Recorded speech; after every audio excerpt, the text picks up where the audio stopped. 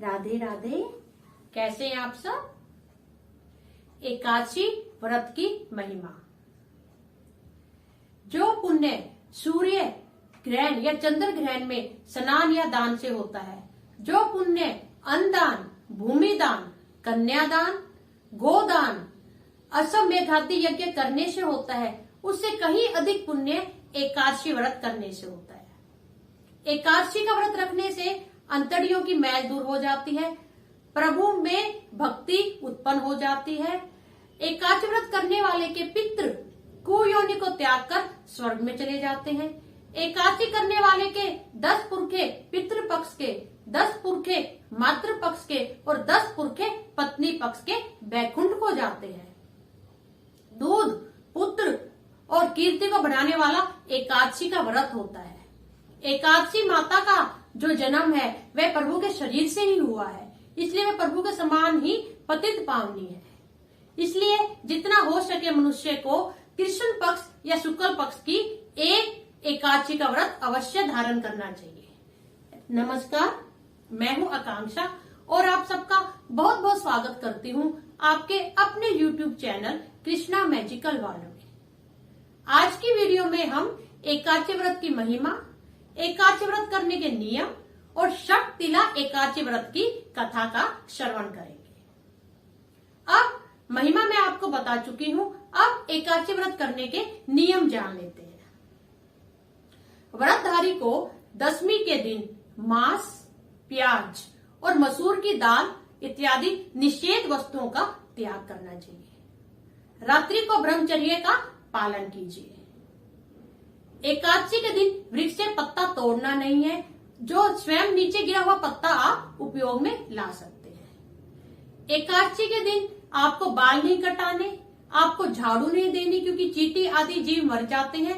एकादशी के दिन आपको जो वो अन्न का दान है वह आप कर सकते हैं, परंतु अन्न का दान आपको लेना नहीं है। दशमी के साथ मिली हुई एकादशी वृद्ध मानी जाती है। श्री उपासक तो उसे मान लेते हैं, परंतु वैष्णवों को योग्य द्वादशी से मिली हुई एकादशी का ही व्रत करना चाहिए और त्रयोदशी आने से पूर्व व्रत को पारण कर लेना चाहिए। व्रतधारी को कुल्फा का साग, पालक, गाजर इत्यादि निषेध वस्तुओं का त्याग करना चाहिए। व्रतधारी को अमृत फलों का सेवन करना चाहिए, जैसे मूली, आम, अंगूर, केला, बादाम, पिस्ता इत्यादि। प्रत्येक वस्तु प्रभु को भोग लगाकर और तुलसी दल छोड़ के फिर ग्रहण करनी चाहिए। एकादशी के दिन गौ माता की भी अवश्य हमें सेवा करनी चाहिए। अगर एकादशी के दिन आपने व्रत किया हुआ है और आपके किसी संबंधी की मृत्यु हो जाए, तो आपको संकल्प करके अपने एकादशी के व्रत का फल अपने संबंधी को दे देना चाहिए। इससे उसे मोक्ष की प्राप्ति हो जाती है। आशा करती हूँ आपको एकादशी व्रत करने के सभी नियमों का पता चल गया होगा। चलिए अब हम षटतिला एकादशी व्रत कथा का श्रवण करते हैं। ओम गण गणपते नमः। माघ मास के कृष्ण पक्ष की एकादशी, षटतिला एकादशी। एक दिन दालम ऋषि ने पुलस्त्य ऋषि से पूछा कि ऋषिवर, मैं आपसे एक गुप्त भेद जानना चाहता हूं। मृत्यु लोक में मनुष्य कितने अधिक पाप करते हैं। वह ब्रह्म हत्या तक करते हैं, दूसरों का धन चोरी करते हैं, दूसरों की उन्नति देख के ईर्ष्या भी करते हैं, परंतु फिर भी वह ऐसा कौन सा अलग दान या अलग परिश्रम करते हैं जिससे उन्हें नरक की प्राप्ति नहीं होती। तो पुलस्त्य ऋषि जी बोले कि महात्मा, आपने जगत की भलाई के लिए बहुत ही सर्वश्रेष्ठ प्रश्न किया है।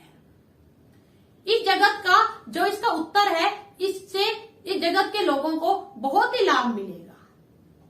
यह गुप्त भेद मनुष्य को नरक क्यों नहीं प्राप्त होता, यह इंद्र तक नहीं जानते, परंतु मैं अब आपको जगत की भलाई के लिए इस गुप्त भेद को बताता हूं। माघ मास आते के साथ हमें सुबह के स्नान को हमें अनुसरण करना चाहिए। हमें माघ महीने में संयम पूर्वक रहना चाहिए। माघ मास आने पे अपने इंद्रियों को वश में रख के हमें काम, क्रोध, लोभ आदि से बचना चाहिए। पुष्य नक्षत्र में अपने हाथ पैर धो के गोबर के कंडे बनाने चाहिए, जिसमें हमें कपास और तिल भी मिला लेना चाहिए। उन कंडों से 108 बार श्री कृष्ण महाराज जी का हवन करना चाहिए। षटतिला एकादशी का व्रत करना चाहिए और व्रत करने वाले दिन जागरण भी करना चाहिए। अगले दिन द्वादशी को भगवान श्री कृष्ण जी को खिचड़ी का भोग लगाना चाहिए। धूप दीप नैवेद्य से उनकी पूजा अर्चना करनी चाहिए। कृष्ण महाराज जी को नारियल, सीताफल और पेठे और सुपारी का भी भोग लगाना चाहिए और श्री कृष्ण महाराज जी से इस प्रकार विनती करनी चाहिए, हे कमल नेत्रधारी, हे मधुसूदन, हे पुंडरीकाक्ष, मेरा ये तुझसा अर्घ्य स्वीकार कीजिए। आप माता लक्ष्मी सहित मेरे पे प्रसन्न होइए। और उसके बाद ब्राह्मण को तिल का दान देना चाहिए।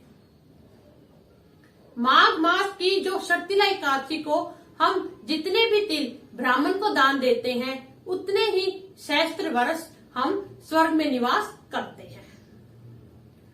षटतिला एकादशी को ये 6 कार्य हमें अवश्य करने चाहिए। पहला, तिल से स्नान, तिल का उपटन, तिलोदक, तिल से हवन, तिल का भोजन और तिल का दान।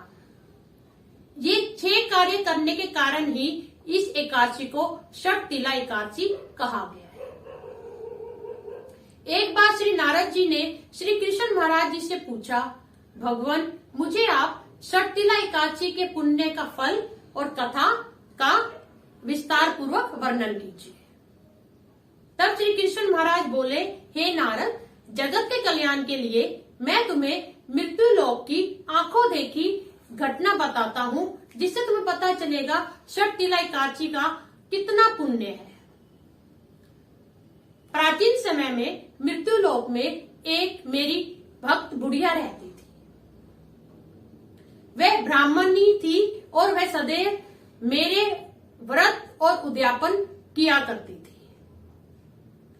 एक बार उसने पूरे 1 मास पर्यंत मेरे व्रत किए, जिससे उसका जो शरीर है वह अत्यंत निर्बल हो गया, परंतु वह अत्यंत बुद्धिमान थी। उसने फिर भी मुझ में अपनी आस्था को कम नहीं होने दिया। एक बार मैंने सोचा, इस ब्राह्मणी ने व्रत करके अपनी इंद्रियों को और अपने शरीर को बहुत ही स्वच्छ कर लिया है, इसे वैष्णव लोक तो मिल ही जाएगा, परंतु इसने कभी अन्न का दान नहीं दिया, जिससे इसको तृप्ति नहीं मिलेगी। यह सोचकर मैं मृत्युलोक में गया और मैंने उससे भिक्षा मांगी। तो उस ब्राह्मणी ने मुझे मिट्टी का एक पिंड दिया। उसे लेके मैं स्वर्ग में वापस आ गया। थोड़े दिनों के बाद वह ब्राह्मणी भी मृत्यु को प्राप्त हुई और वह स्वर्ग में आ गई। क्योंकि उसने मुझे वह पिंड दिया था, उसके फलस्वरूप उसे एक ग्रह मिला और जिसके पास उसको आम का एक वृक्ष भी मिला। जैसे वह ब्राह्मणी अपने नए ग्रह में प्रवेश करती है, तो वह यह देख के घबरा जाती है, उसका जो ग्रह है वह सभी वस्तुओं से शून्य था। उसके ग्रह में कोई भी वस्तु नहीं थी। यह देख के वह घबरा गई और वह मेरे पास आई और बोली, हे कृष्ण महाराज, मैंने तो आपकी बहुत व्रत और साधना की है, परंतु जो मेरा ग्रह है वह सब वस्तुओं से रिक्त है। तो मैंने उसे बोला कि हे ब्राह्मणी, अब देव स्त्रियां जब तुम्हारा ग्रह देखने आए तो तुम उन्हें बोलना कि पहले तुम्हें षटतिला एकादशी की महिमा और पुण्य सुनाएंगी, उसके बाद तुम उन्हें अपने ग्रह में प्रवेश करने देना। कुछ देर बाद देव स्त्रियां जब ब्राह्मणी का ग्रह देखने आई तो उसने अपना द्वार बंद कर लिया और ब्राह्मणी बोली, तुम में से कोई भी देव स्त्री मुझे पहले षटतिला एकादशी का महात्म्य सुनाओ, उसके बाद ही मैं द्वार को खोल लूंगी। तब उन देव स्त्रियों में से एक स्त्री ने ब्राह्मणी को शर्तला एकादशी की महिमा और कथा और विधि सब कुछ सुना दिया। उसके बाद ब्राह्मणी ने द्वार खोला और उसने जो देवस्त्री ने बताई थी उसी विधि अनुसार शर्तला एकादशी का व्रत किया, जिससे जो उसका ग्रह है वह धन धान्य से परिपूर्ण हो गया। तो श्री कृष्ण महाराज बोले, देखा नारद, शर्तला एकादशी का ऐसा ही प्रभाव है। सभी मनुष्यों को आलस्य और मूर्खता त्याग के शर्तला एकादशी का व्रत अवश्य करना चाहिए। इस व्रत से मनुष्य के समस्त पाप नष्ट हो जाते हैं। आशा करती हूँ आपको यह कथा अच्छी लगी होगी। अगर आपने इस चैनल को सब्सक्राइब नहीं किया तो प्लीज इस चैनल को सब्सक्राइब कीजिए और कथा को ज्यादा से ज्यादा शेयर कीजिए। अब मैं जाने की आज्ञा चाहती हूँ। धन्यवाद। राधे राधे।